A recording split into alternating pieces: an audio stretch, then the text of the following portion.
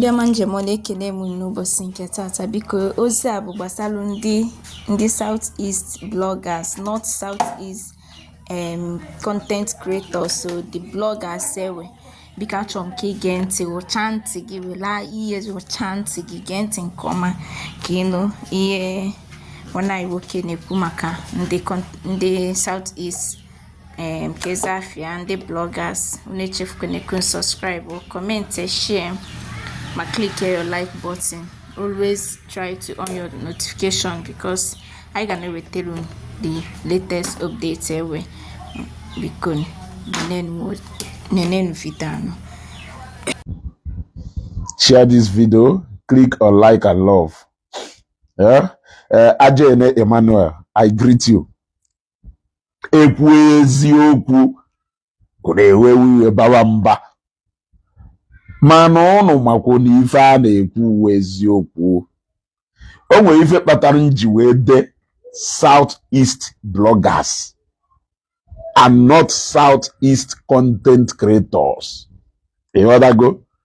O nwere ife kpatara nji wee decide ya na the caption of this live broadcast this morning.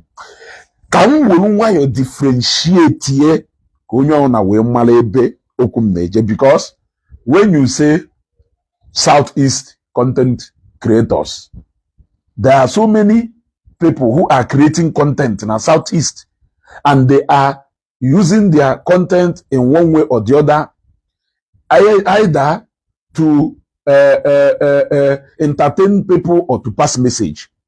Go? In terms of those people who are creating comedy and all that. For example, Apama, a content creator called na Southeast.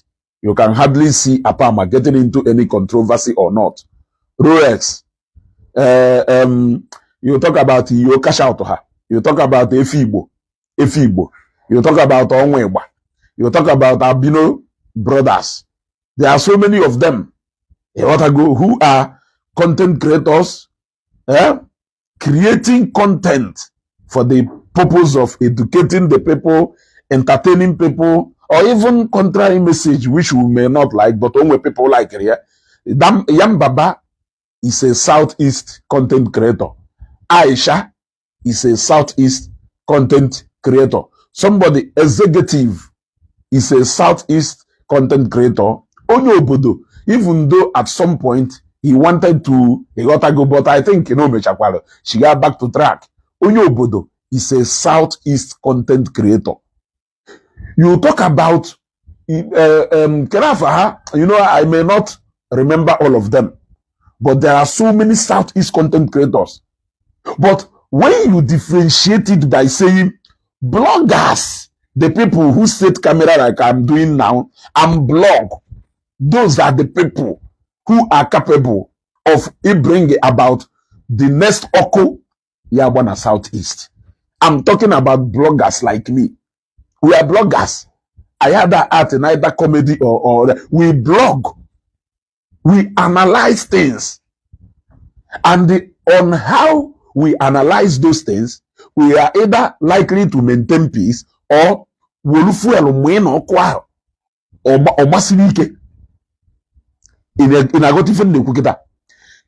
a bloggers name, bloggers nwere power to subdue Okonagba, bloggers nwere power emwe Okonagba. Now, even you will see Southeast bloggers owner. Only program watch this morning na page Governor Ezioku.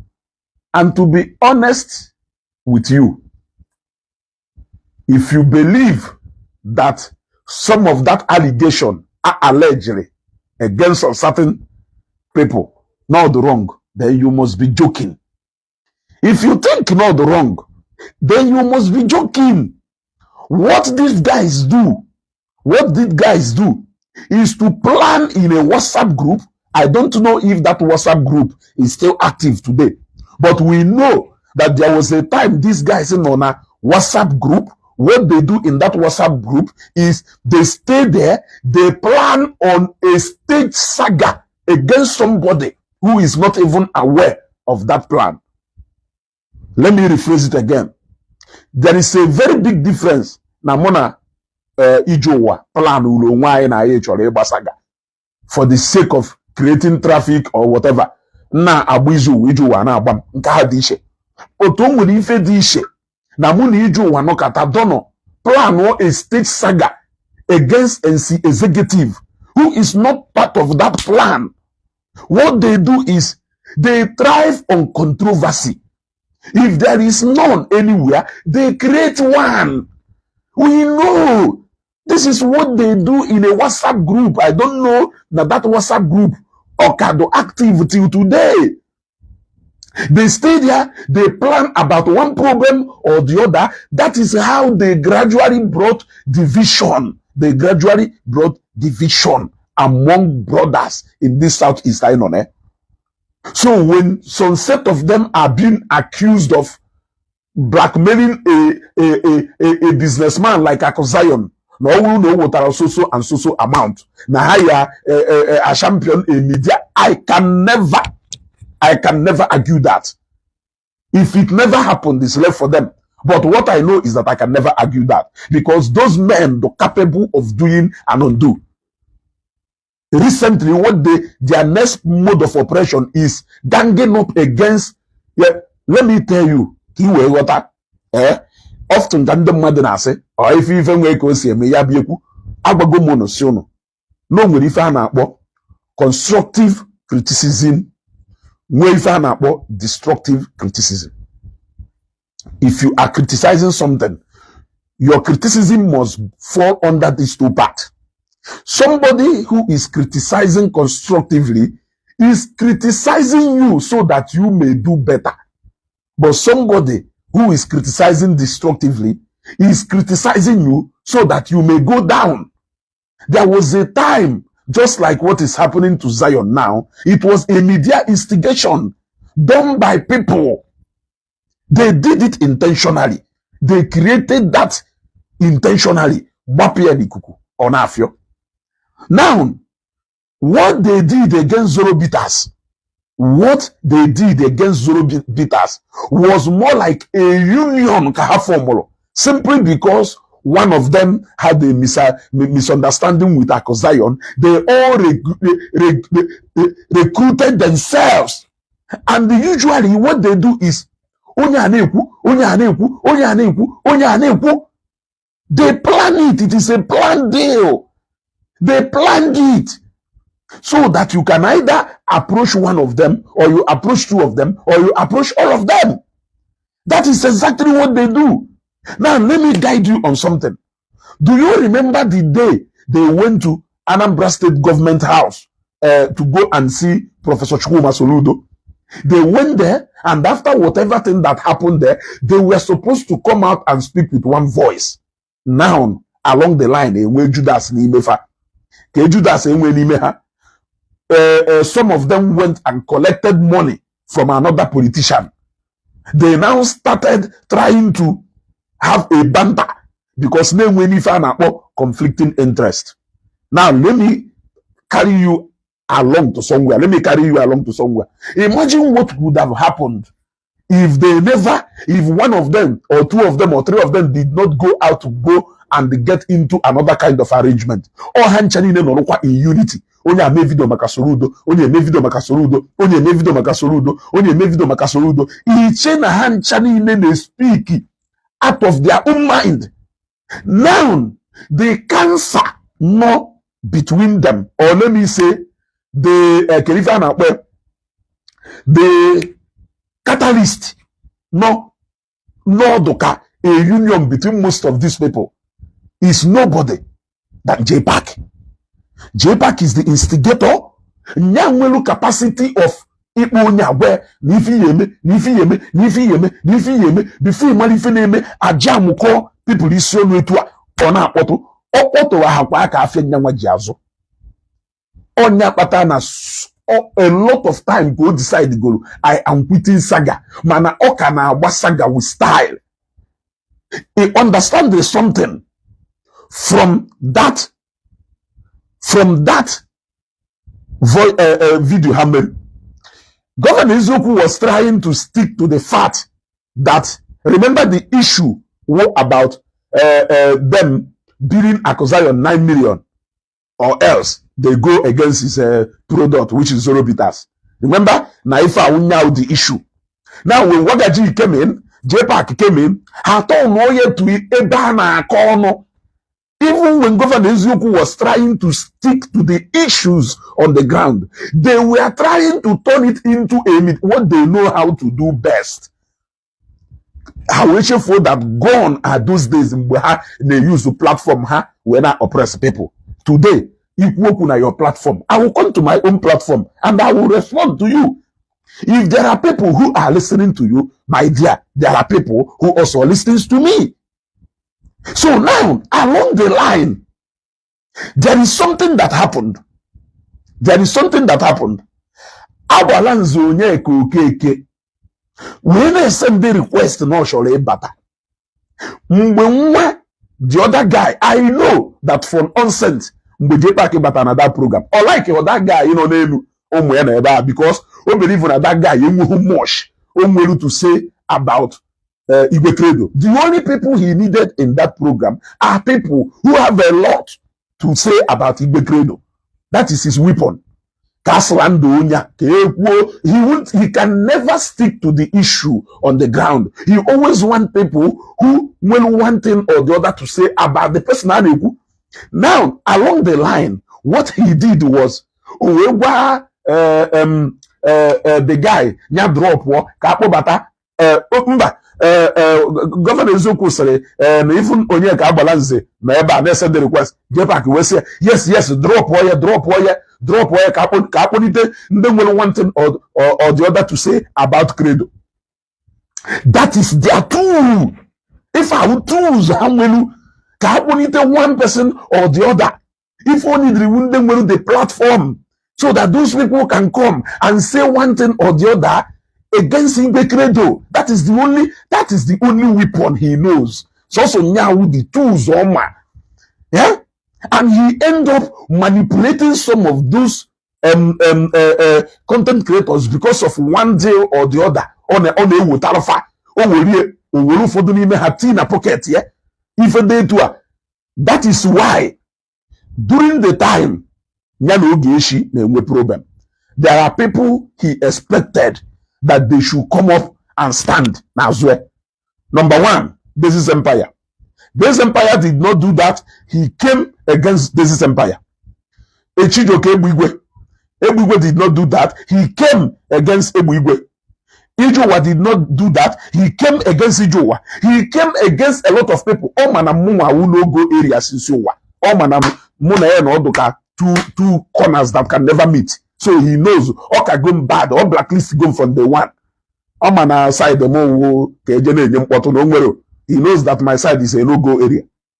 You gotta go. So I want you people who may get to know how to go mono. Okay, let us even talk about now how they destroy businesses of our people or not.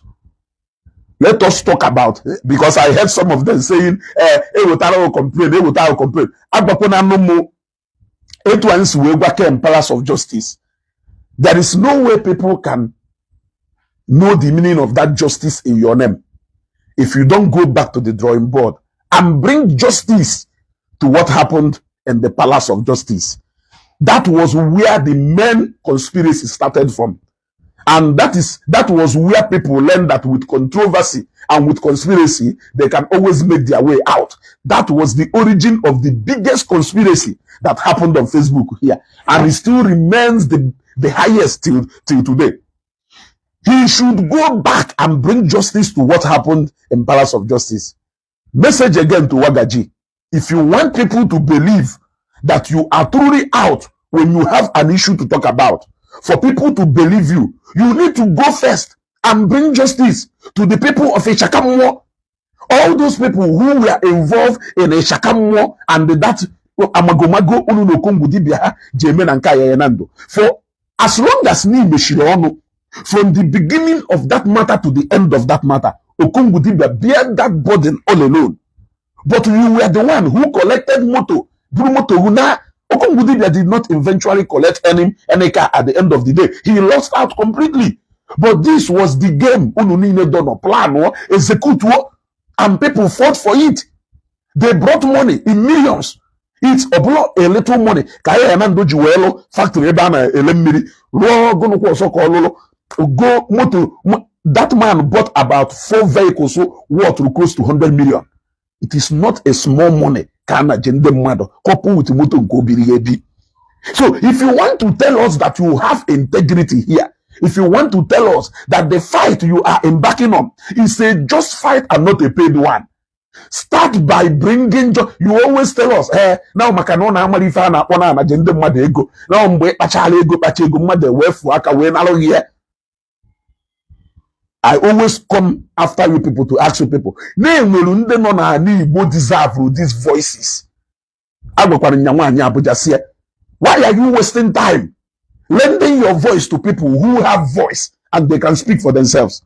Somebody entrust 40 million into a business transaction. Oduko obele onye ahụ oduko onye yawo ounze no na ego echoro ifu nya ifu onye ahụ emeniho on the ground na Facebook ke ya no woni ya fa na ya fa ome yozbo. I'm asking you, ana ma ajuju. So you people know that the aim abulo to either bring justice, the aim is to blackmail the businessman or involved. And usually the moment the people know they go involved, they tend to be emotional. So the best issue about blackmail in the mother in a money matter. It's not a justification living a poor. And I will give you an example. I will give you an example. A typical example. Yeah, but before I go to that example, Wagaji, the best way for you to show us that integrity is by, first of all, going back to the drawing board and bringing justice to all the people who lost their money in the Shakamuo and the Ababa scam. You have kept quiet all through the time, all those things. You kept quiet. You did not say anything. You have never spoken about it. You were quiet and people lost their millions of naira. But today, you want to come and tell us that you know the pains people want to pass it through when they bring out their money to do something.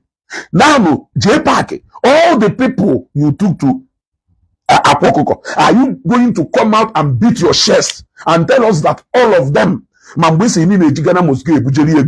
all of them, I'm asking you. So, ndeni inaho, ekpojenu na nke akwa, butere ike, he ego ihe moto. Na akwa ikpojelu customers, so when now the actual person cash out. When you see from cash out, with we go moto. Yeah, akpojengo, pojege ebiru hundreds of millions. You can't even call me and say, okay, the 3 million or 5 million. I am asking you an honest question. We say we are all fighting for justice.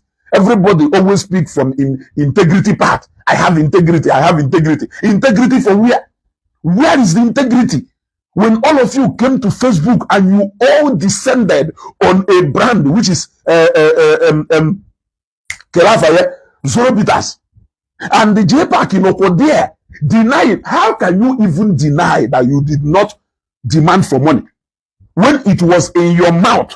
Can no pota ejebulu drone one see no ebulu drone one eti no ko bute sakarin ko gono gba iye kwa iye oko jena Ogun State ko gono iru ebe a ka ijefu ebe a na alo factory no ko factory ya wapụta millions of dollars. You said all manner of things. Ụfọdụ ịchọghị ide ọka wofu a ka inweliri liver ịda akpọ akụ Zion oge mbe ha akpọ akụ Zion ebe ịkpọ akụ gono ebe ịkpọ nka. There is nothing actually that you people did not do to bring down that brand down.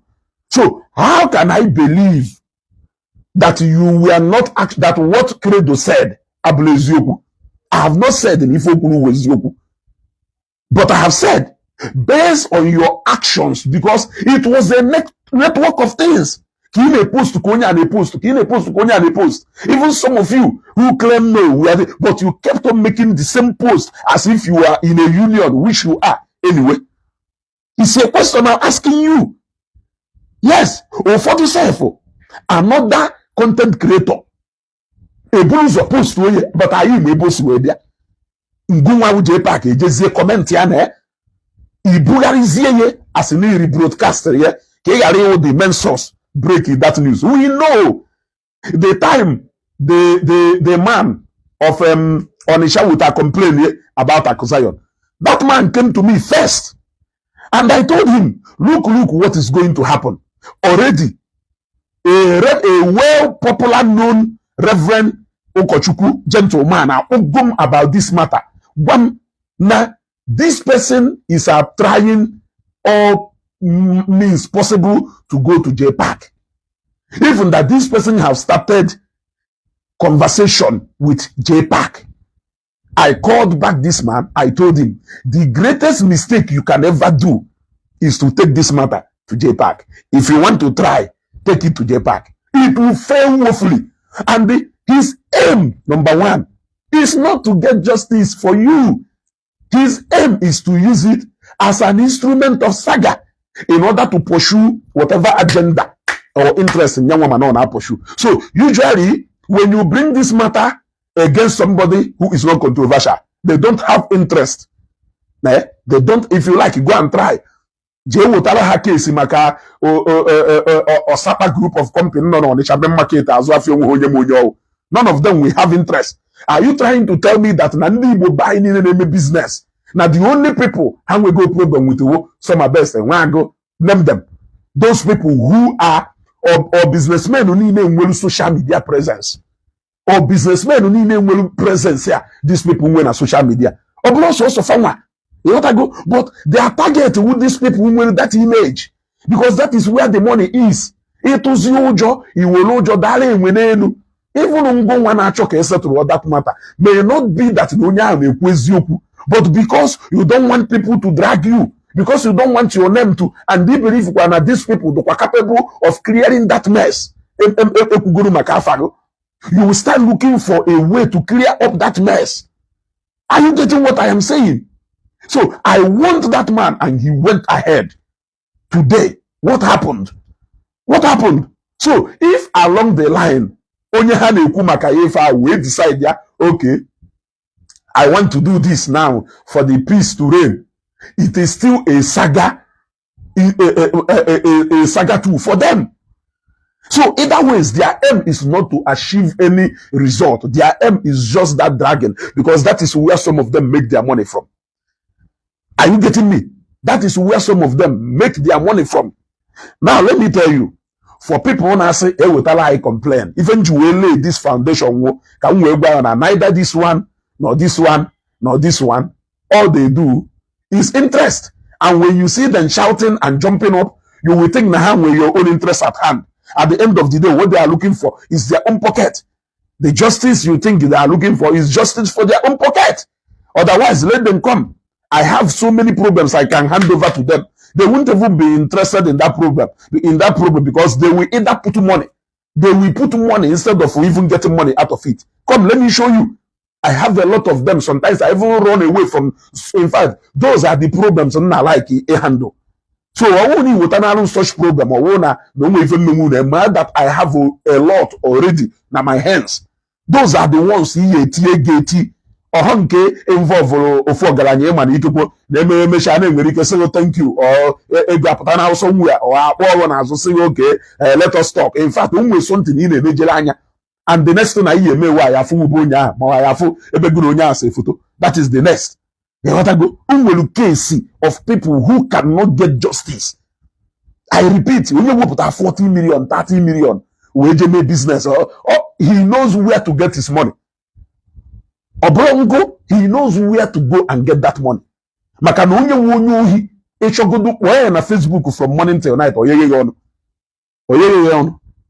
Onye wonyohi determine ugoro no chori iri ego. Ifo sokuru ugo where na Facebook. Oyeye yono o nwere ebe ya we kpo yoko bia zaro. E gotta go on social media.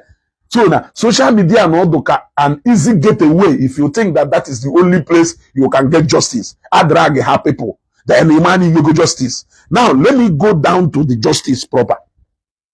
And I say, na if you no chalo wetara I complain. Then I emissiono.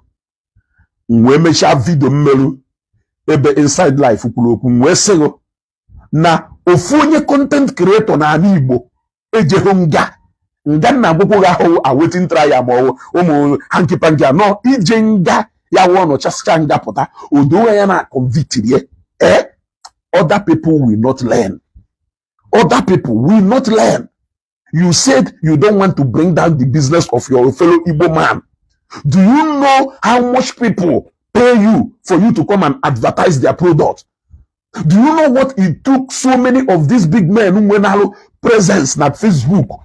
Jiziaka ha amaketi business because na ha a huge platform. Do you know what it takes them to build that presence? Do you think it is not by this person reporting to this person? Do you think there are no results that made people to? Do you think that no one are people that is what they are used to doing? Do you think that their business will go beyond 1 year, 2 years, 3 years, 4 years, 5 years? There are irregularities everywhere, even in businesses, even in my own business. You don't know the challenges I am passing. But the idea is for you to continue pushing, knowing that no, I want to rectify this. The same way, all the people who drew water actually drew na higher kugwa. Some don't actually have that money. Some of them now pass through a lot. But it's you who just don't want to understand. And your ability not to understand is what make you to label that person a bad person, drag your reputation of that person down simply because that person is unable to pay you. But you also have people you are paying. Your ability to think that you are perfect will because not any explain all those people. Now you're godly enough to understand your predicament and your condition. But you don't have that tolerance to understand another person because you are selfish. So you think it's everybody who owe money and the a bad debtor or some don't really have that money. In fact, it is only a limited number of them that doesn't want to pay. I can tell you now categorically clear. It is only, especially when you're going to something to continue, it is a difficult. It is only about 30% or 40% that doesn't want to pay. About 60%. In fact, if you ask them now, can you make a wish? Their wish, I want to pay Emeka, I want to pay Okeke, I want to pay Okonkwo. That will be their wish. But you are making life unbearable for them because you are wicked, because you are inconsiderate, because you don't have understanding. It is only an inconsiderate man who will not understand the difficulties businessmen face through in this country. Businessmen pass through a lot in this country. Yes. If you see few of them that became successful, have you not been in your business for how long? Why enable Wabohigwe? If pata enable Wabohigwe, about Wabohigwe, about Wabohigwe, that is why you joke like that. When you have business where you deal with people in a number, these people say, let me give you an instance. I will complain Ubia na my table one certain time. That complaint then at my table. And I'm like this, Onya shout him, and Onya would complain about a certain car dealer from Nnewi, not one ago, because him and an American-based car dealer at Nnewi. No, it's not one ago. In fact, a car dealer from Uruago Bayi, or Moko me fa Kowashalum, Wesia, Nanso Wadro. Nifemelo. Give me the ND best Brendan. Let me tell you, I agree. In business, good communication and feedback is the key to people who have understanding. To people who don't have understanding, what they will be looking for is that provocation. Let us not forget that we are all human beings. Okay, my customers are always right. My previous program say Africa, so maybe that customer is not always right. Even you at some point will react before you even agree. Let us stop pretending to be sent here on Facebook. I don't like that. That is one thing I don't like. Pretending to be sent. Everybody, all advice here. No take advice. I ain't any problem. Yes. All advice.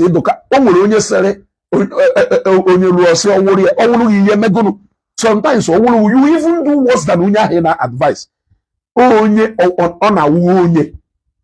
ọ mmadụ zara ya n'afa sị na ọ na-awụwa onye ị na-awa gị your tongue ọ na-awụwa onye. Nwere people are they are so selfish, they don't want to hear any explanation. Why dealing with such kind of people, you are in fact you are doomed. Especially when you don't have instant solution to that particular thing name at that moment. Very inconsiderate and selfish people. You think they care to understand that in my friend, even I call bullshit again. In an encounter with such kind of people, he will tell them the problem. You see, okay, and so what the no William Maboni. Yes, Onya on a phone. You see, good enough. Onya de Quifawo, my old schoolmate. Hey, what I go? My old schoolmate. Where on a phone? Where's your brother? Ne complain madu wotalum. Kerife melu. Or call his own part of the story. Kowasha. And much difference with the part of story onya call. The only thing usually madu nyege go sometimes. 1 month na do haka 5 months. 3 months na do haka 10 months. And usually every people na abada ka were ekwu na ogodo ni nyere onya 1 month. Na 1 month agafe gonu.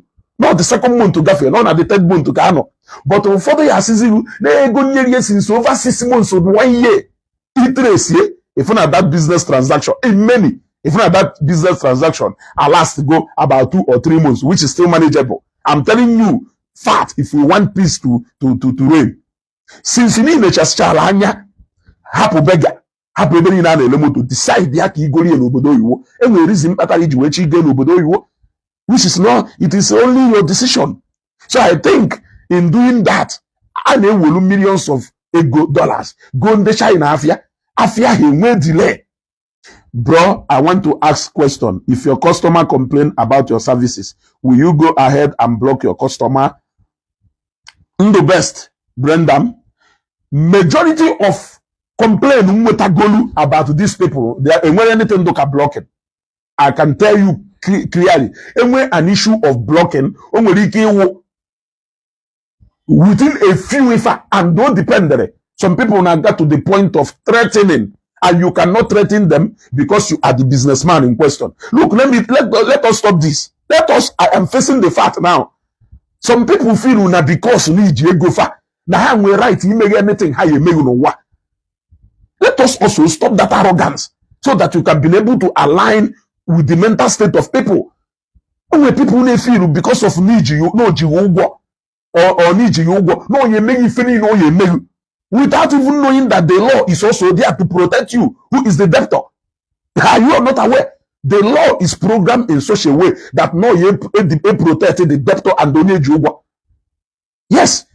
So that doesn't feel that because of no jegum I will not have any control over choice of words, but this person has to control the way he talks to me. I am the boss. I call the shots here. People, we should stop that. Treat yourself to have manners. Have manners even when you are having business transaction with people. Even when somebody have your money, have manners. One manner of approach. If you have not seen it, is it because now people they take care na law law by ya. Some of these things in there na eme ba n'obodo Igbo. Yala la mibu mtago mmadụ na Facebook. Cover sheet. N'obodo Igbo. Can you do that n'obodo Igbo? Can you tell me the story of that woman no saying na Nwagu ji Igbo moto we in America we bash ya into the office of a Nwagu we jemewe video? Do you know the condition of that woman after that? Do you know? Only na Nigeria back on na eme Igbo ha alụ onye ọ na ejeghị ekwu o ji ụgwọ o jide ụgwọ and so what? And so what? I'm asking you. Let me be blunt now to ask you. And so what? Because no ji ụgwọ nya ka eji wuru mmati na akpịrị ya kwọpụ ya and ọ na-agbagọ dekereke kwọpụ ya ozugbo maka na o ji ụgwọ ọ gbazie elekereke owu program. I'm heading to somewhere. Okpomu, if you have understanding of this life, I think only few people with that kind of understanding. And those people, where can they take advantage of? The reason is because everybody wants people to hear them out. Everybody wants people to understand them, but they are not willing, and they don't have the patience to understand anybody. Enjoy yourself. Na mmadụ nwa nwa mee ife a mana ọ na-eme ya onye ọzọ, and enjoy your channel maka na ọdụka good kpatalụ o ji eme ya onye ọzọ na-anagide. It is because na onye ahụ nwere tolerance. It is because na onye ahụ nwere uche mmadụ karịa ka isi wee nwee. Akụgolu ụlọ akụkọ onye jerube mmadụ ije bukọrọ ngwongwo onye ji ya ụgwọ. Onye jerube mmadụ ije bukọrọ ife onye ji ụgwọ ruo ebe ahụ ebe ọ nọ bụ onye a na-ebukọrọ ngwongwo ndị lapụ ka ndị kerife a na-akpọ ha ope wee bịa ebe ahụ ịbịa bụ ụgwọ wee fịa o wee nwụrụ n'ụlọ na blacklist ndị ope for how long na ndị ope na-achọ ya achọ. Ebe ahụ ka ọ nọ ha wee gaa ya aka n'ukwu wee jụọ mmadụ wee sị ha ịpụta in this kind of cases, how can you start interceding for any of them? You are inconsiderate that need a keep property. Onye ji ụgwọ lụzie ebe ahụ ndị ji ụgwọ na-achọghị achọ nwetaghị. How do you settle this matter? How now? Onye a wee kpọọ m wee kọwachara m ife a wee kpọọ the car dealer in question. Mụ na-ekwu ekwucha o wee kọwachara m wee kọwalụ m ebe mmiri si wee ba n'opi ụgbọgụrụ wee gwa m what can be done. Wee kpọkwa the guy in question wee sị ya, my brother, look at ife onye akwụrụ. Ọ kọwalụ ya? Ọ sị m yes na ọ kọwarị ya mana na ọ chọghị ịma. I don't care. Nsi you don't care. Ọ sị m yes. Nsi okay. No, now the only thing na-esoro gụ na onye ahụ wụdo ego na-ede ife ahụ. I was able to tell this person, okay, ego na-adị involved kịta ihe emenwe ife dị otu a ka anyị butuo ego a wopụ ife dị otu a. Okay, sorry. Network, not network. Data gwụrụ na Wi-Fi m. Ịghọtago? Ịghọtago? Those Emmanuel, I understand that, and I'm still coming to that. Look, this thing now applicable to those people who are, some people who are intentionally committing fraud. Intentionally, they are committing that fraud. But we are only saying this because you cannot use the experience of others to judge a matter. You may be wrong. Unless a ground where it can be established beyond every reasonable doubt. Capable of doing. But when there are 50 people and 35 people, about 15, we cannot actually establish a fact with that number. Always about maybe business. So now, when say na ife onye akọwalụ ya, or say yes, no akọwalụ ya, mana onye nkwe, let us assume that na ife na-eso okwu 1 million or 2 million. Let us assume that na ife na-eso okwu 2 million. Because if you pesara m ife, ana m agwakwa edukwe ready for settlement. Ka no, ọhọkwa nke na na-demand ife dị otu a. You are demanding. A man nature peace. If you are demanding, you either go to police or you go to court. But for it is when you fail to settle with somebody that you can now go to police or court. And I can tell you that over a case of debt, police cannot even detain anybody unless no one come. Police cannot detain anybody. Both of you will eventually go to court. And all obtaining money by false pretense. What do I mean by false pretense? There are challenges and court to understand it. That is why sometimes when you borrow and you don't pay back, court will give you an enabling, provided Nahe establish go that you did not borrow that money by false pretense, which is obtaining by tricks. You will be given an opportunity to pay so that in a ije zuohi or ije bumado or ije tonto where you are trying to pay. That is why in USA that the law is always there to accommodate everybody except people who break that law. I am telling you now what you need to know. Mwese no nya gwara m ife do to Mwe si okay for the sake of peace between ono. Mwe gonya. Nke do otu a hapu ya. Nke do otu a hapu ya. Nke do otu a hapu ya. Nka idu ready ki shest ya nka. Ka end ya this okwu since na this matter adugo already. Na this motor adugo already na Lagos. E got to go. Osim no moto. Na if I want another moto. No je na car stand na Lagos and say my brother. Whether no je na car stand friend there or no je ho. Moto ahụ na Nigeria ka na alụ. Moto ahụ America ka o si wee bịa. Moto ahụ nwere any problem. The moto enweghị any problem. Oh na moto enweghị any problem. I know moto ka like my brother. Kai settle okwu a carry this moto and go. Osim no. Na kama ọ ya akwụ that ego ọ ya eweta that ego and according to their agreement I wotara maybe have been some kind of discrepancies in their agreement but for the sake of peace which is what we are looking for settle one ya egozi ya echi egozi na ya ọ ife anyị na-achọgodo kịta ka ọ ghara iso okwu mgbe si ya okay onye a wee sị m not willing to balance him his money even not na ọ gwabara ya balance ya ego ye mana mgbe jụọ esi oke na kwuru na ọwụ na ife a agaghị etu a na ọ ya eme nwunye etu a kedu ife ya eme ọ sị m oke na ọdụ willing iteki balance ya mana na ya enye balance ya according to exchange rate mgbe o sendiri ego ahụ. This matter is about ebe if I'm not mistaken it should be about 4 months to 5 months or thereabout.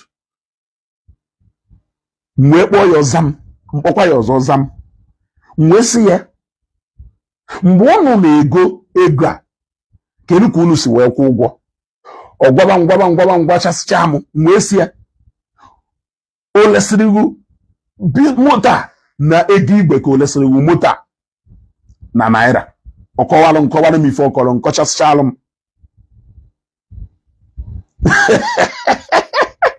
akụ pawa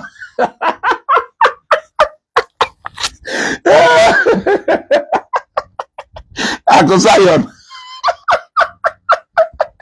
akụ were nwayọ n'ọkwado ife gbasara gị bute controversy a 9 million jikwasị 9 million jighara esi ka e wee hapịawo zero bitters ha abụọ na zero bitters wụ mmụọ ha abụọ na zero bitters wụ mmụọ even they went as far as recruiting as many content creators as possible just so ka e wee gbuo zero bitters. Today ike agwụgwọ na dibịa ukwu dibịa mba aka na-epromote kwo zero bitters non-stop wee ruo today ike agwụgwọ na ndị nwanụ ime even a single advert o wee nwere onye ahụ na ọbịa n'ike na ana n'ike onye ka nji advise my fellow Southeast bloggers today now ngwa gbacha ya okwushiri kedu ife na-esere anyị okwu na iwu niile iwu na-achọ inye ya ego moto na ya enyekwa ya ego one exchange rate nọ mgbe o wetara the money 1 2 na ọ bụrụ na ọ ya eburu the moto na Lagos na ọ ya agree to ife ni nkwulu anyị kwugide mkpọ ma ọnkụ na-ele moto na Lagos kpesachara ya na ife na-eme nyanwa blame kwa the car dealer ebe o blame point kwa out something ọ ya point say but na ọwụlụ n'udo ka a chọrọ ime that they should follow this particular way for peace to if the guy objected to any means of peace possible. So under this condition, what am I supposed to do to help you into enforcing something that is not within my power to do that? If there is any people of an authority to enforce such things, it should be the court of law, not even the police, because police cannot enforce that. You know what I go? Police cannot enforce. So if you are coming to me for settlement in any form, you should be ready to meet here and there in order to settle that fight. Because we believe we know an interest within this and if you can forget about your interest and forget about interest, meet here in a common interest where both of you can make peace. It is enough. Now, that matter happened. I refused to bring it to Facebook. If you must bring it to Facebook, Do not analyze, pass judgment first before you come to Facebook. What do I mean? Mr. Antaco Group of Company. No, anyway, complain. Ina anakolu ndị mmadụ ego, una na-egwu ndị mmadụ wayo. No, he will funu nezu. Agwago m ụnụ maka iwere ego je na-enye ndị mmadụ. My friend, enweta complain that you have passed judgment already. You have labeled that person a thief. Ikwugo na onye ahụ onye wayo. Which other settlement ka ị chọrọ ime? And for the fact that na call one mmadụ out on Facebook, na problem na settle here. Why did you not approach that person? I have had an issue just like Etu, Governor Ezoku Jiwe explained the other day in a program here. I've had an instance where I interfered in a particular case of somebody in Chekuno, na Ocho Hozimute, na ego with Ocholo. Then this particular dealer, welcome, no bagonya, ne ife na-eme. Na ọwụrụ na ịchọrọ zi ka refund oge ego. The guy na sikwuo na ọ chọrọ ego n'ife ọ chọrọ wu moto. N'ife ọ chọrọ wu moto. Mkpọkwa this guy si na-ekwulu na ekwugosi nsi ka enye ya ego na ọwụ na ihe enwe ndidi. Ese na ife chọrọ wu moto. O weziokwu. O sị m yes, no moto ka ọ chọrọ. Nsi my brother. Ọwụ no moto ka ị chọrọ. Kezi ife ka na complain gasịrị ndị mmadụ. When did he? It's either you get your goods and services or you get your refund back. That is the only thing do in business. But that services, why are you complaining to people? Governor Ezoku said it about Onye Gbaria, no we for Gbaria. Now we have also entered in a conference call, somebody from company Wago and whoever about a particular case he brought. We were even pushing for refund without knowing himself na not the enemy of the person because na ocho refund if ocho can see na apam wota moto zubonye ebe moto oye buru adoho and then again hope mgbe moto nwere ike edo. Usually all need to go, you cannot eat your cake and still have it. Adozim satisfied. Adozim satisfied with your services. Please, how can you refund me my money? It is threat. Then Onya has said, I cannot refund you that money. It is a different thing. But as long as they cannot in communication with this person, no matter what you are calling, they are not picking. Some of these people call on batana phone call Hana. Let me give you an instance. Even bina Lagos name we first send now WhatsApp group why the man on our directly. Bogidom we say ezugo no nko ifo send no send go na WhatsApp. Reason one man possibility na man no days before I go into that WhatsApp group though. And just for him to make sure na it is not pride. It is just the reality of things. That I have not replied to your WhatsApp message. I am not forming big man. It is just the reality of things. Some of these things now affect the mental state in man, and I need to stay alive for me and you to conclude with our business. Now, no one understand them. Understand it. No, what na time wo de to amana biko if you do. You see. But don't go acting selfish. I just say, your hard-earned money. You mad. Will that your hard-earned money? Since you can keep your hard-earned money and do that services yourself.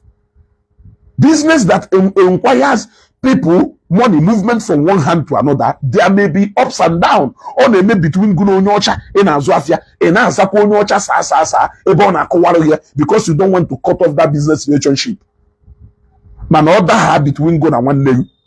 You must consider it. Only Yoruba Jiko, only outside Jigo, you could go. Man, other hand, I'll go on one leg. You choke it down, keep the boy, go where go, Konya, Jimo Galanya. Let us stop this. If you say you are a content creator and you want to make peace between people. If you cannot make peace between people, advise them to go to relevant authorities. Because one day, a content creator is Jenga in Nigeria. I cannot call people. It is within my conscience. One day,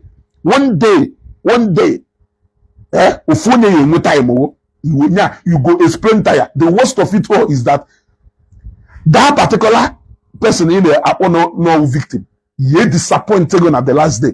You will man if email onwe. Ana ma da gwo no una does not do too emotional. Ohinu he ego usually in the buy you ana he ego anu he ego. Anu he ego ntego they say to abakilite because of ninu ego because everything is money.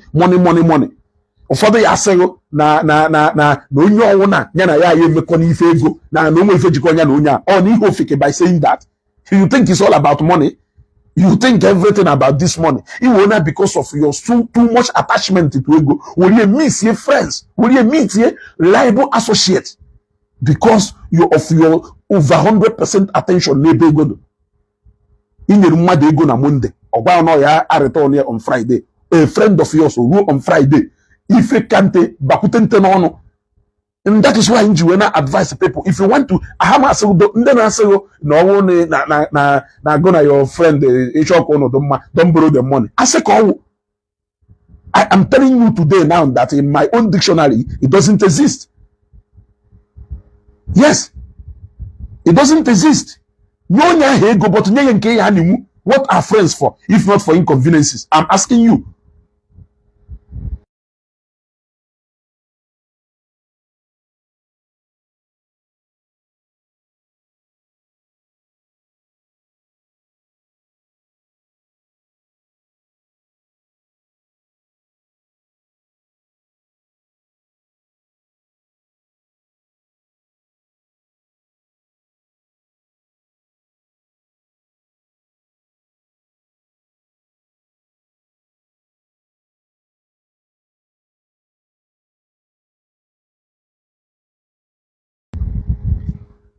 What I go?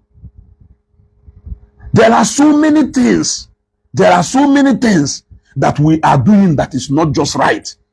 Who is going to tell you that it's not right? It's me, Ezugo, telling you that some of those things are not right. Especially how we are so much attached to money, to think that money is the most important ingredient in either being associate, friends, or relatives. Yeah? So, you have never disappointed anybody. Is it because you disappointed them and they have an understanding of what you are passing through? I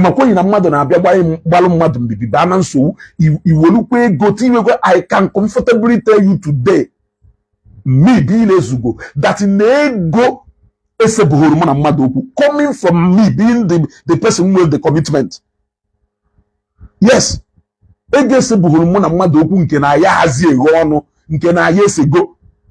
A little misunderstanding put at that particular time, which I will not even allow to go beyond where it can go.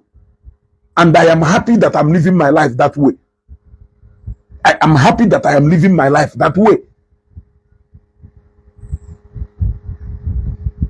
I'm happy.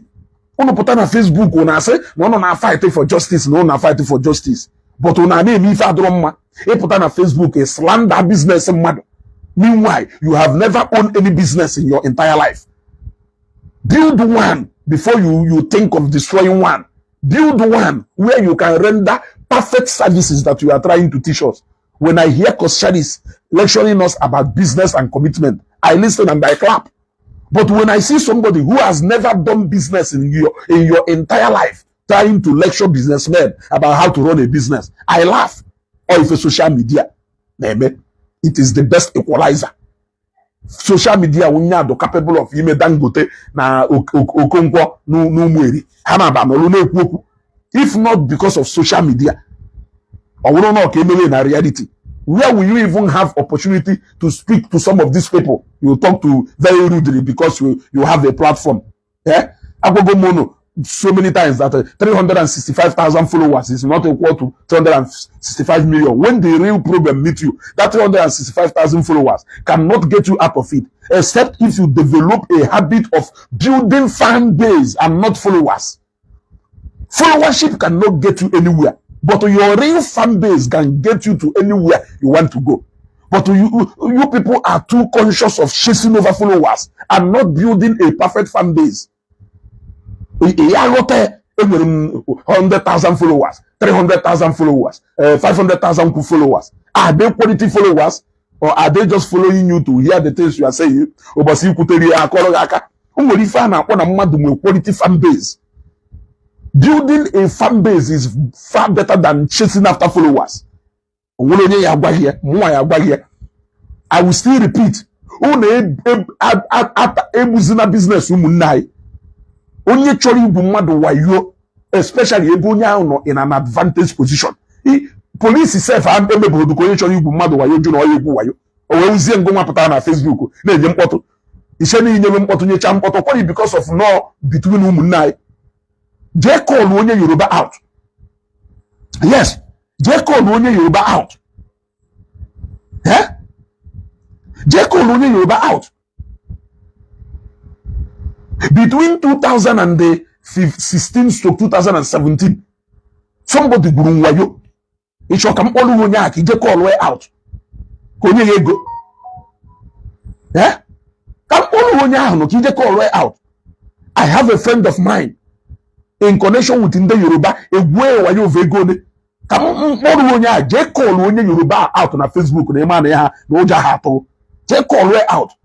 Ọkwara ike ọlọ your Igbo brother out wolu maka na anyị niile ewu ndị Igbo debeghị ndị sị after all na anyị ewu ụmụnne ikekwo against challenges do na business ahụ decide ya let me just pay the money manya ga o mee ihe ị na-aba n'ime not because of na call out na nya ka o ji wee kwụ dị ụgwọ jee call onye Yoruba out ilebel onye ohi call onye Hausa out ilebel onye ohi na Facebook ama nọ n'ihe je nga ma ọ wụfu ụbọchị je dawiri ndị agha ata ntị ha ata ka mmadụ onye apportion even police enweghị right ijebe ụgwọ o wee were ngwa even police enweghị power ije recover debt ijebe ụgwọ o wee were ngwa. Their duty is to maintain law and order, which is good that at the process ebe ga na-esere ụlọ okwu na unu ejighị wee commit one thing or the other, and if they try to resolve it and they couldn't resolve it, unu nweziri ife dị ma ijere na any court of law. Now what you need to play the role upon that complaint, an intermediary between those two people. You don't need to take side immediately and start calling out somebody, calling that person a criminal, labeling that person onyoyi. You don't do that, my friend. Yes, you don't do that. I am telling you. Yes, I am telling you. Jonda nemekago tata. I go na afia yo ya bata ụbọchị dị etu a ichelu ndị nọkwa na trade fair. Ndị nọkwa na trade fair makwe ịnọkwa na trade fair mara ugboro ole ibi n'alụ onye kago afia ụbataluo mbife afia ụbataba agwalụgo nọ 8 CBM mana mgbe afia abatachaziere ife kwụrụ ụgwọ 11 CBM. Number one. Number two, you even pay, you pay the extra money because of one challenges or the other. Not only that, container agwalụgo na ya offload within 2 months or 3 months. I offload there in the 5th or 6th month.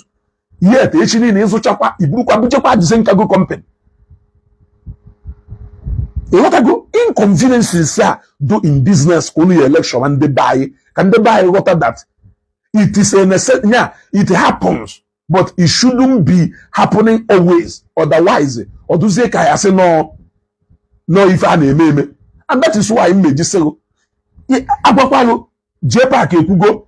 Onye ọhụrụ anya na some best ime business wota JPAC from that day imere video wee wota ndị wotalowo complain olugo one ka hado gwa yone hado ka m wee jụọ na ma moto one some best na-ebupute na Nigeria eba every week or every month ma moto one onye a na-eship from Dubai na-abata obodo a on a regular basis ese na ndị mmadụ na-abịa enye so complain na moto asị ngụ kpọta mmadụ one. There must be one or two. There must be one or two incidences. Onya ko jiwe wuto kumbo moto. Owunu no na onye a na-anakosi ndị mmadụ ego. O ha ebute ha moto. Enwe number 1, enwe number 2. Ayafu boduri ebe ọ na-egote egota. Ayafu boduri ebe ọ na-elele. Ayafu bodo onye gori ego. Ayasi oke na efe awụwa yo ka a na-egwu ndị mmadụ. Emarụ na ọpịa waya anya ọcha. Let us stop all this. Okwa ihe setụrụ in between ụmụnne anyị ya pụta na Facebook oge ọ na-atụ ọkpọ and ụnụ na-amachi ume eme because ụnụ na-achọ onye ahụ kpọọ ọkịta nye endorsement ambassadorship ọ ya hụzi onye oyi ọ ya ụzi onye ohi etu ọka nke nwaanyị nọ na China ji wee sịghị nọ mgbe Ọgọst rugodoro ka ị ghara ibi m dat moto nọ mgbe ibi ihu ndat moto ibi ndat moto nakpuo mana ibi ihu ndat moto na mma agbagide ụsaga na saga nke m ahụ ụsaga 2 weeks na mma agbagide ụsaga gbaa ụsaga 1 year efugo.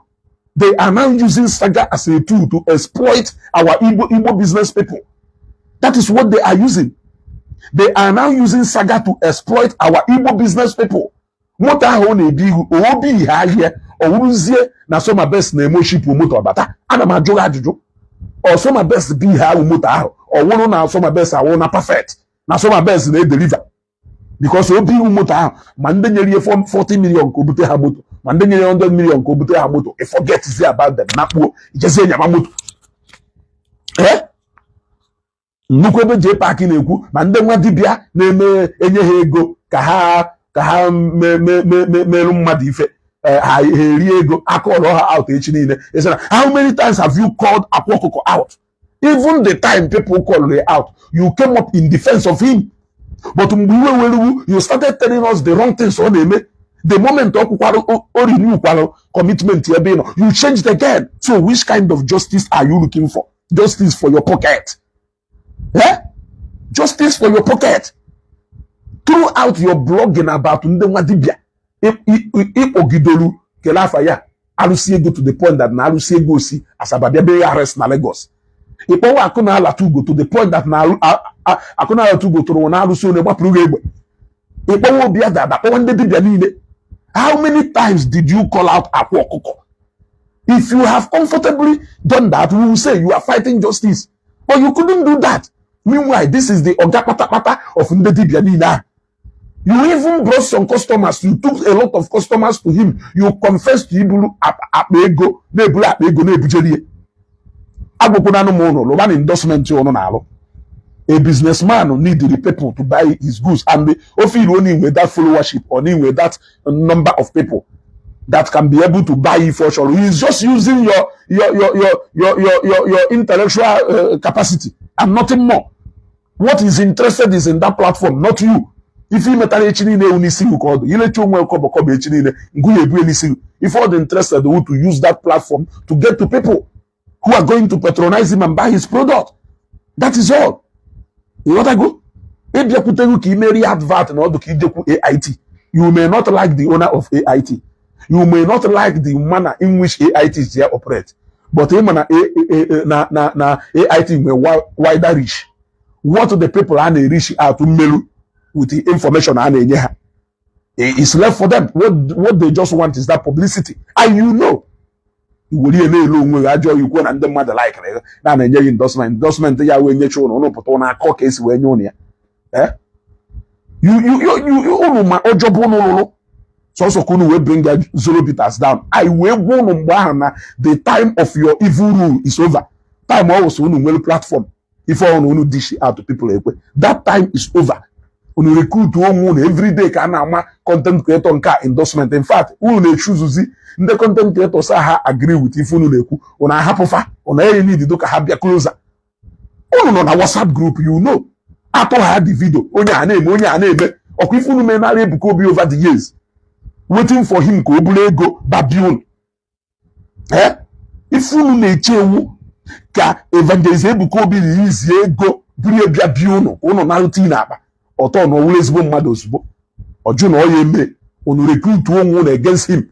On to video na platform onya na-eme part of fighting for justice una ka fight wo mgbe ebonyi so nukwu na WhatsApp group unu no na ife choro ikolo evangelist Ebuka Obi no end up he execute that thing okwulu unu nwa lend their voice unu. It will be part of fighting for justice for the said girl atụbara ime force oye ka wopu the ime oji wopu ya onwo but unu ma na this story eme not just can we chase a crowd, can we controversy when you do ego. If you want to make money from Facebook as much as you want to do, why can't you be creative like a Palm and do it? These guys are making money without offending anybody. These guys are making money effortlessly. All they need is only to think. But if you must blog, you have to blog in such a way that an spark your up. Ogwanolona genocide in Meluna. or Rwanda attack or Gono. Now Rwanda also, who because of a simple radio broadcast, you are not aware. You don't know the level of damage what you are doing on Facebook, who are capable of email people.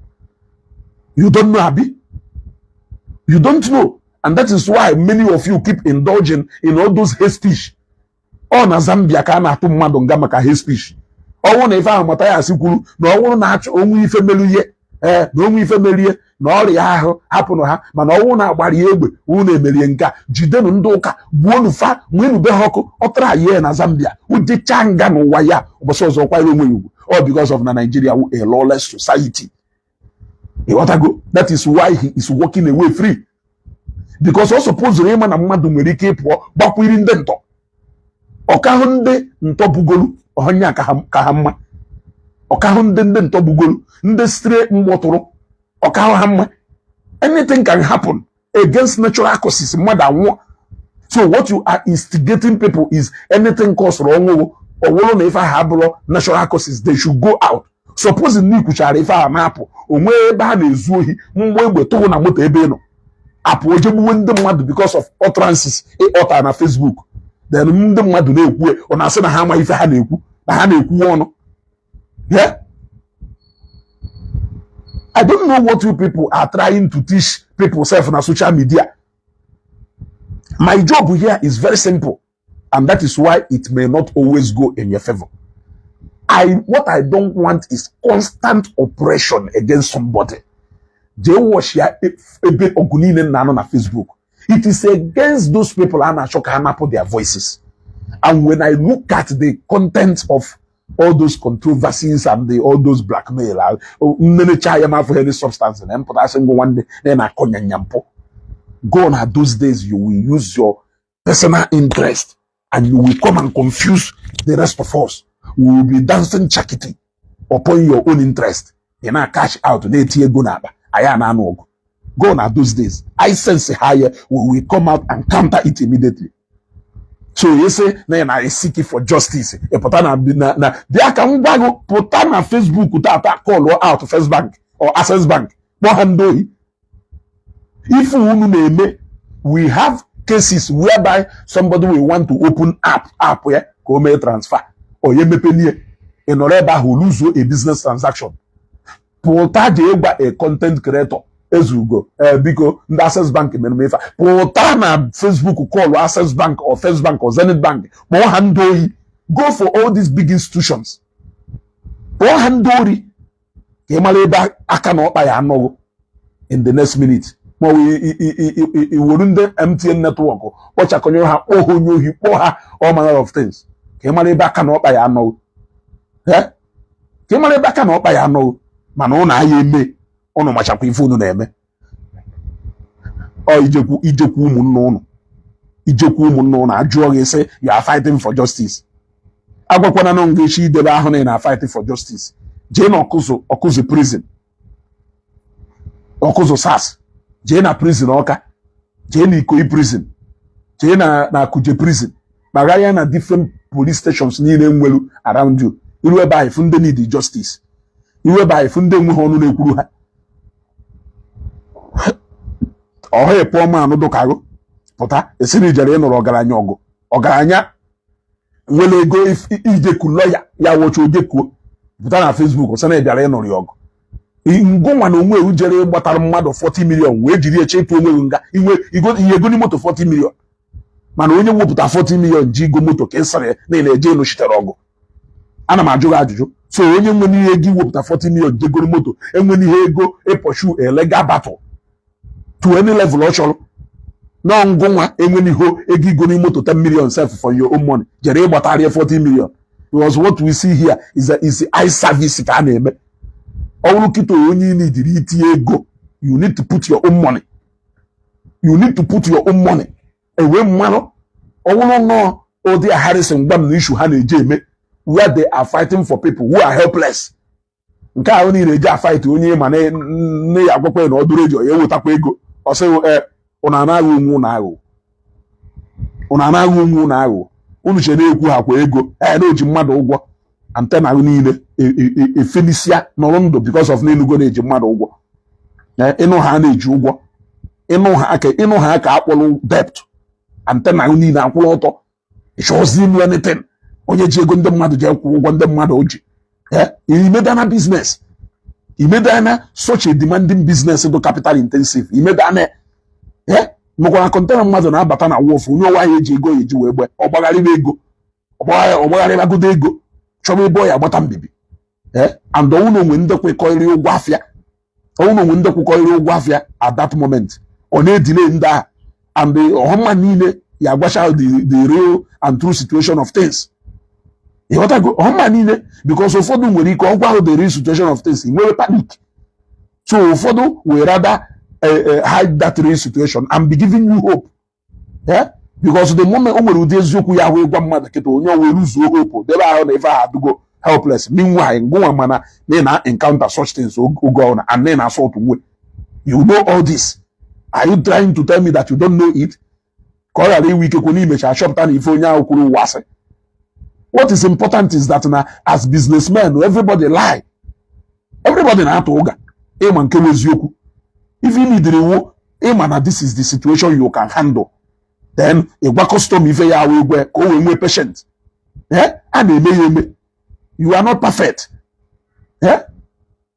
O sike ike na-esi onye mmanụ o ji mmadụ ụgwọ nyapụta ka m ivi ya eme wee pụta esi eji m mmadụ ụgwọ mana ọga mana ahụ dipendị na onye iji ụgwọ ọhụngụ ya gwa mmadụ ka ọ esi wee react na ejide ego the only thing nwụ na ngụnwa do inconsiderate and do wicked. I can tell you only about 30% of people ji ụgwọ jụ na ha ya kwe kwechiri nwe ego ekwu na ha ya kwe ndị ọzọ niile ji ego ndị ọzọ niile ejighị ego ngụnwa onye jụrụ na ya aghọta ụfọdụ wi disgrace gide onye ahụ disgrace gide onye ahụ kpụtọsigide onye ahụ kpụtọsicha onye ahụ n'ikpeazụ efuzie nna n'imecha n'ife niile ya eme nna na ego apụtara ejewazie mgbakere ụbọchị ọya adụ mana agwakwara ụbọchị ọya adụ at first mana igwe ho ibu n'obi na ego ahụ bụ ka ije kwa aka ka inuo oluo nke gị baba ego njie na maka ọchakwa narịa akọwarụghị ihe ekweta anyị niile biwe ndụ ha oke ọgọm agụ Nnewi I greet you. Ịghọtago ọ bụrụ na ị understand the people etu isi chọ ka people na understand do you think we will have problem?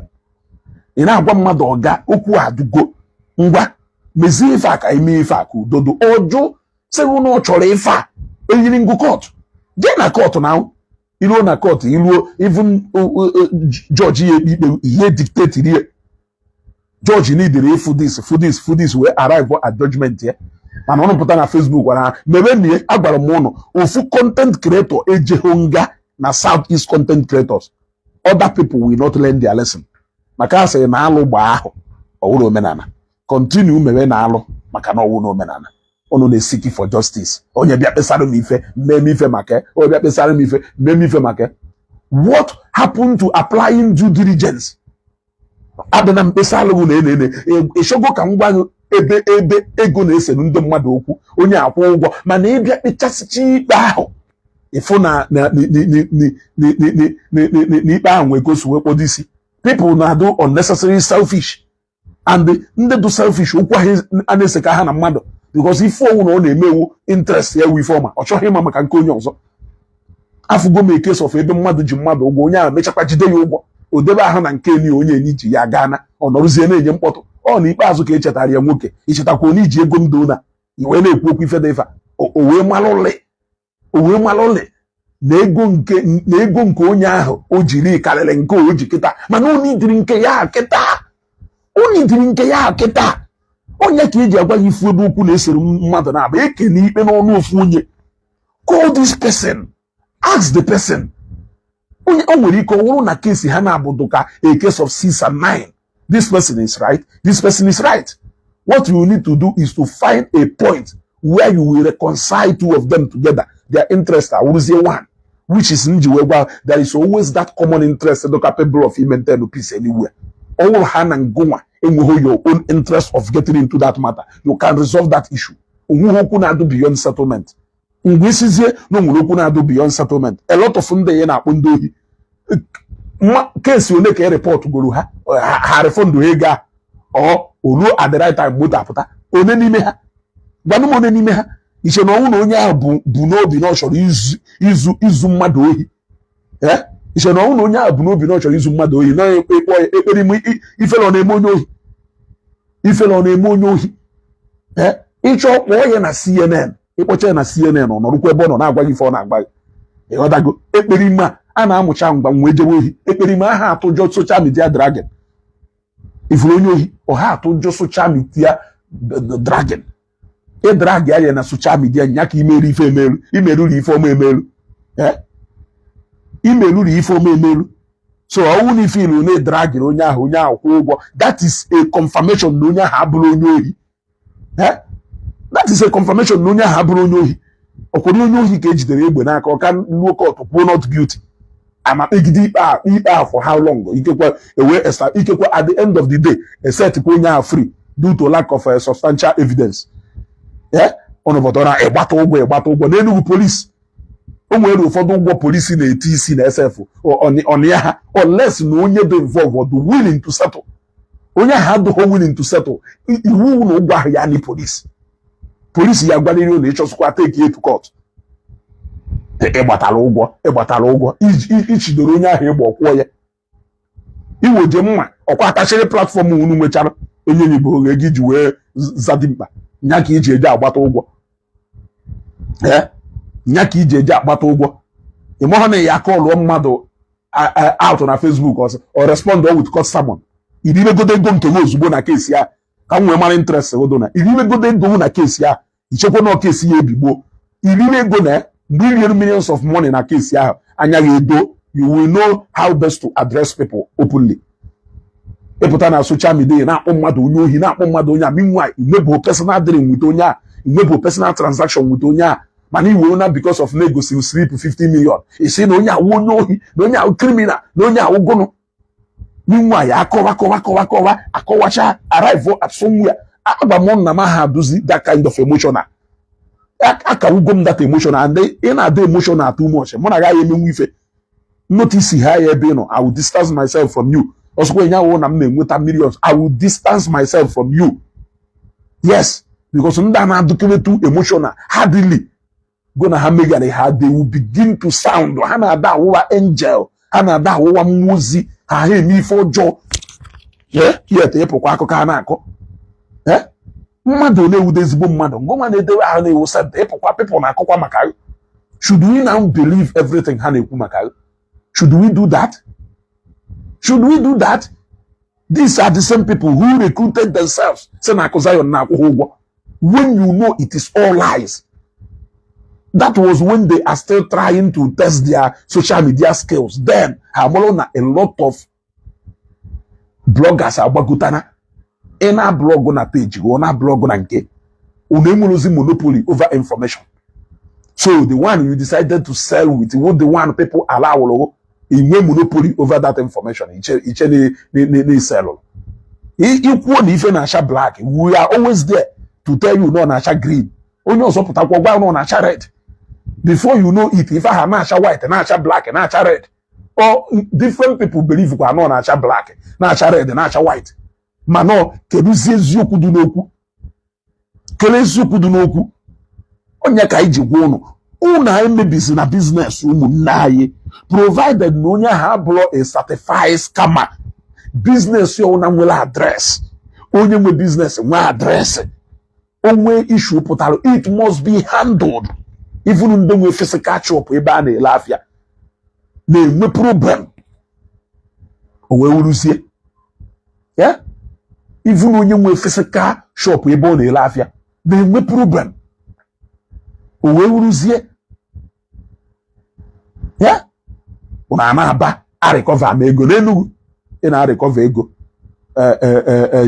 chief judge chief magistrate ị na-arịkọva ego ịgbahụ na because of na onye imitiri ahụ onye ohi after all na onye imitiri ahụ onye wayo ịkọlụ out na Facebook o respond with call someone ngụ ma agba ọsọ life ịgba ọsọ nya ị na-agba ọkpa na-akụghị n'isi ọkụ onye ohi na-echelu onwe ya echelu ọkwa ime onye ọna onye ohi na-adụ more sophisticated than Oniche So I can comfortably tell you that not due to some of the inconsistencies in our business, that those people don't really mean to do. Let me be honest with you. Onweghị ife imerụ n'ụwa ka ị napụta n'ihe ihe ịnapụta ya ego ahụ ọdụ ka ịma ya aka n'ọnụ krokodil ọha ịkpọ ha ya afọ wuru gị abịa nye ọha ịkpọ ha ya afa o wuru gị abịa nye ọnọpụta ụna ewere ụmụnne anyị na-akpala ego onye pụta na Facebook ọ na-ekwugheri unu niile dị perfect mana skeleton unu nwee na kọbọọdụ dị ka gụnụ unu a na-akpala ego with peace Dubai na-amụ ya ọkụ n'ala Igbo ọ na-agbagha agha ebe a ka mma hapụ this video ka ụbọchị taa mara anyị mma.